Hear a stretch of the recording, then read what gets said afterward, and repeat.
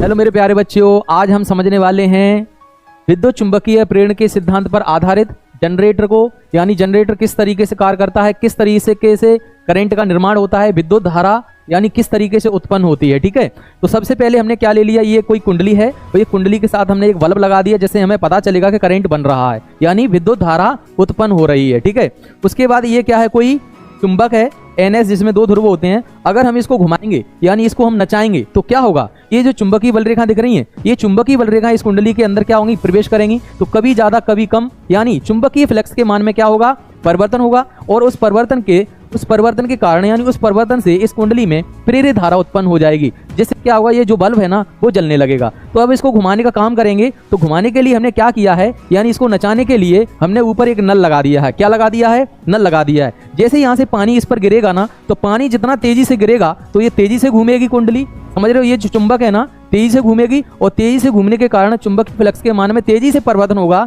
और उस परिवर्तन से विद्युत धारा यानी प्रेरित धारा उत्पन्न हो जाएगी। तो देखते हैं किस तरीके से ये घूमता है।